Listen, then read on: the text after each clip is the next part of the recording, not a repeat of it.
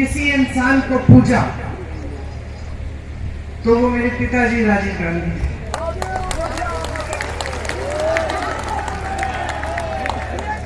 छोटी सी थी, पूंछ की तरह उनके पीछे पीछे घूमती थी। पहली बार जब मैं अमेठी आई तो शायद मैं 10 साल की थी। मुझे याद है चुपचाप से उनके पीछे बैठती थी, वो जीप चलाते थे, हम लोग राहुल और मैं पीछे बैठ के एक दूसरे की नोक-झोंक कर करके देखते थे कि पिताजी क्या कर रहे हैं, किस तरह से लोगों से मिल रहे हैं, प्यार से मिल रहे हैं, लोग उनको कैसे मिल रहे हैं। तो एकदम जो पहली सीख मुझे मिली कि एक नेता और जनता के बीच में कैसा रिश्ता होना चाहिए, तो उस उम्र में अपने पिताजी से मिली। आप सब जानते हैं मेरे पिताजी एक बहुत नेक इंसान थे, दिल बहुत साफ था, ईमानदार थे, वो बहुत हिम्मत वाले थे।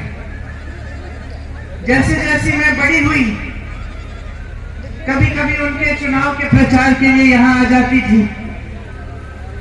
पहली बार जब मैं 20-25 दिनों के लिए यहाँ आई तो अपनी माता जी के साथ उनके प्रचार में आई, और यहाँ तारपुर का जो गेस्ट हाउस था वहां पे हम लोग रहते थे। उस समय कुछ ज्यादा साधन नहीं थे, प्रचार भी अलग तरह से होता था, गांव गांव जाते थे, मैं माता जी के पीछे पीछे जाती थी। पिताजी चुनाव जीते, प्रधानमंत्री उस समय थे, अमेठी के लिए जितने काम कर पाए उन्होंने किए। यहाँ पे बड़े बड़े उद्योग खोले, सड़कें बनाई, उस समय इंडिया मार्क 1 होता था, हर जगह इंडिया मार्क 1 लगवाया, जहाँ रास्ता नहीं था रास्ता बनवाया, जहाँ सड़क थी खड़िंजा लगवाया, खड़िंजे पे पक्का किया। बार बार आते थे, अपनी जीप में बैठ के गांव गांव जाते थे।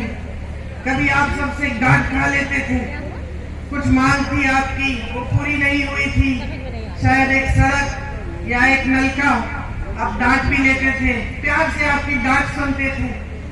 ये सब बातें मैंने देखी। कुछ समय बाद जब वो चुनाव, देश का जो चुनाव है वो हारे, यहां से तो जीते ही थे, तो उनके ऊपर काफी मतलब उनकी सुरक्षा की काफी ये संदेह था कि कोई कुछ करेगा उनको। उनकी माताजी की हत्या हो चुकी थी, हम सब ने बचपन में वो देखा था, वो क्षण देखा था। अब मैं 17-18 साल की थी, पिताजी के लिए प्रचार किया था। पिताजी जो बड़ा चुनाव है वो हार गए, लेकिन अमेठी से फिर भी जीते थे। सुरक्षा की बढ़ के बड़े सवाल थे। हफ्ते में 5 दिन व्रत रखती थी कि पिताजी सही सलामत घर आ जाए।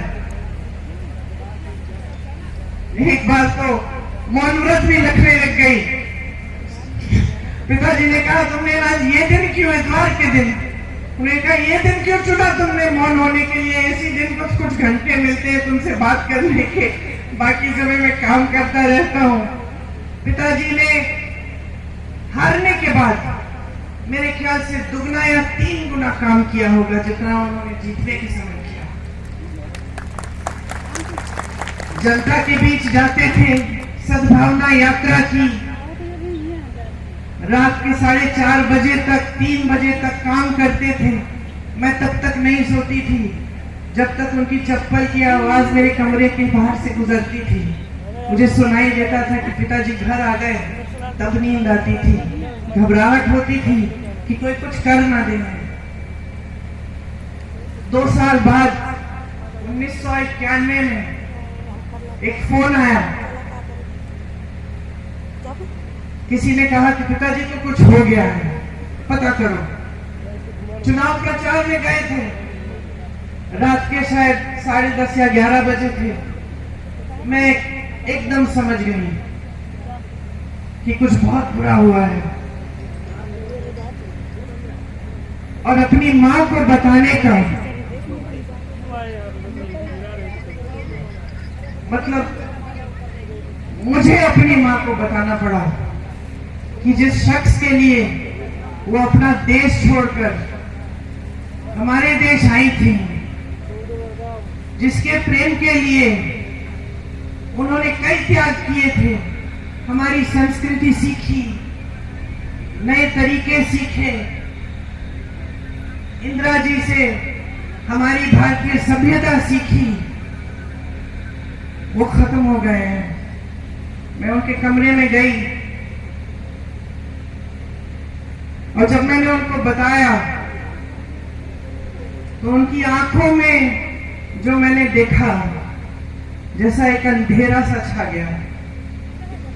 और मैं आपको ये बात बता सकती हूँ कि उस दिन के बाद मैंने अपनी माँ की हंसी कभी उस तरह नहीं सुनी जैसे जब हंसती थी जब पिताजी होते थे।